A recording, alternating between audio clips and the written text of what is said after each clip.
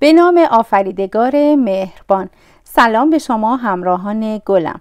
دعوتتون میکنم همراه هم باشید برای شنیدن یه قصه شیرین و جالب از کتاب کلیله و دمنه به اسم شیر و دوستان هیله‌گر.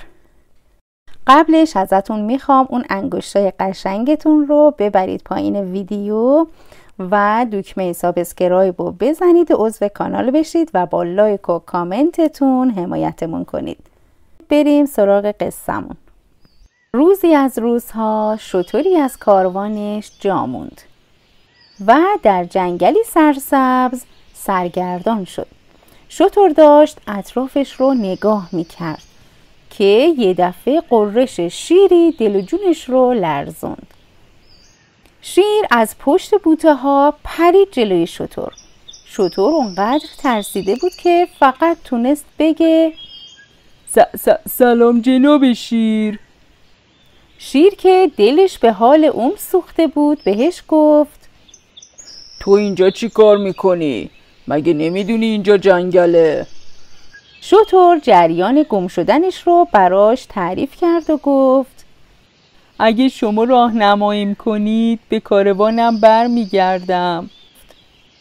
امکان نداره بتونی کاروانتو پیدا کنی، چه بسا گرگای دشت کنار جنگل حسابتو برسن. پس چی کار کنم؟ این جنگل خوبیه، همینجا بمون. تو از این لحظه دوست منی و کسی با تو کاری نداره. شتر کمی به اطرافش نگاه کرد، بعد گفت به نظر جنگل زیبایی میاد. درسته، ساکت و با نعمت فراوون. شتر لبخندی زد. باشه میمونم. پس بریم دوست من.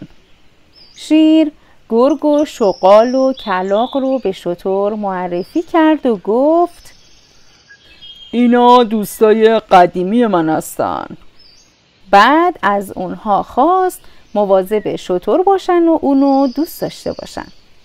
گرگ و کلاغ و شغال هیچ وقت دنبال شکار نمی رفتن. اونها همیشه از شکار شیر استفاده می کردن. اون روز هم از دیدن شتر خوشحال شدن. کلاغ به شغال و گرگ گفت قار حالا دیگه ما باید به شتر هم احترام بذاریم. گرگ یه نگاهی به این طرف اون طرفش کرد و یواشکی گفت بیجا کرده. شیر فقط باید به ما توجه کنه. من که نمیذارم از شکارهای شیر به شتر چیزی برسه. شغالم خندید و گفت آخه دیوونه، شتر که گوشت خوار نیست. کلاغ خندش گرفت و قش خندید. خوشحالم که از دیدن شتر خوشحال شدید. حالا برید و جنگل رو بهش نشون بدید. روزها به خوشی میگذشت تا اینکه یه روز شیر به جنگل دیگه رفت تا سلطان اونجا رو ببینه. اما در راه برگشت با یه فیل عصبانی بگو مگو کرد. فیل در یه لحظه شیر رو با خرطومش به یه تخت سنگی کوبید. شیر زخمی و نالان به جنگلش برگشت. شغال و گرگ و کلاغ و شتر دور اون جمع شدن. شیر ناله کنان گوشه‌ای افتاده بود. شتر کمی گیاه روی بدن شیر گذاشت. بقیه هم جای زخم اون رو با خزه‌های جنگلی پوشوندن و بستن. روز بعد کلاغ به دوستانش گفت قار، فکر کنید حالا که شیر زخمی شده ما مجبوریم بریم دنبال شکار. گرگ دستش رو روی دلش گذاشت و گفت اونقدر گرسنم که میتونم یه گاو رو درسته بخورم. شغالم گفت منم همینطور. کلاغ بهشون گفت قار، فکری به سرم زده. من میرم پیش شیر ببینم چی کار میتونم بکنم. بعد چشمکی زد و ادامه داد شاید امروز فردا بتونیم کمی گوشت شتر بخوریم. گرگ و شغال به همدیگه نگاه کردن و زدن زیر خنده. کلاغ رفت پیش شیر و بهش گفت ما 4 دوستان قدیمی هستیم و مثل هم فکر میکنیم، اما شتر یه گیاهخواره و غریبه. فکر کنم گوشت اون بتونه شما رو زودتر خوب کنه. در واقع اون از اهالی جنگل نیست قربان. تازه اگه میون آدما بود دیر یا زود سرش رو میبریدن. یه دفعه شیر عصبانی شد و غرشی کرد و گفت بس دیگه، شتر دوست ماست. اگه یک کلمه دیگه بگی هرچی دیدی از چشم خودت دیدی. برو و دیگه از این حرفا نزن. کلاغ که حسابی ترسیده بود پرواز کرد و رفت پیش شغال و گرگ و ماجرا رو براشون تعریف کرد. شغال گفت آفرین به تو، با این جرأتی که داری بازم فکر کن شاید چاره‌ای پیدا کنی. کلاغ بادی به قبقبش انداخت و گفت فکری به کلم زده، بریم پیش شتر. توی راه نقشمو براتون میگم. وقتی پیش شتر رسیدن کلاغ شروع کرد به حرف زدن. ببین شتر جان، ما داریم به عیادت شیر میریم، اگه دوست داری با ما بیا. شتر هم گفت چرا دوست ندارم، منم میام با هم بریم.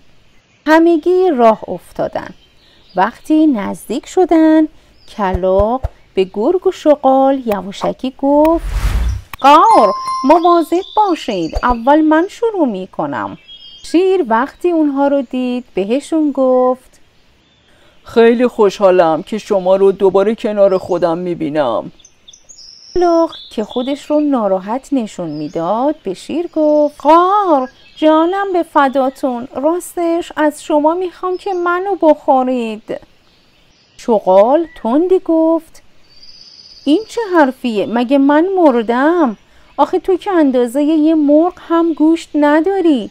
حداقل گوشت من برای 2-3 روز جناب سلطان کافیه. گرگ هم پرید جلو و گفت نه جناب سلطان، شما بارها به داد من رسیدید. تازه گوشت من بیشتر و خوشمزه تر از گوشت شغاله. لطفاً منو بخورید. شتر که داشت از شرمندگی عرق میریخت رو به آقا شیره گفت نه، واقعا گوشت شما به خوشمزگی گوشت من نیست.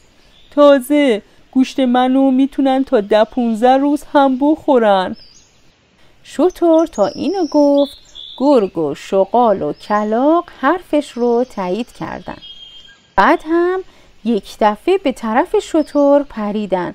گرگ خواست گلوی شتر رو بگیره که شیر به خودش اومد و چنان نعره وحشتناکی کشید که هر 3 تاشون فرار کردن.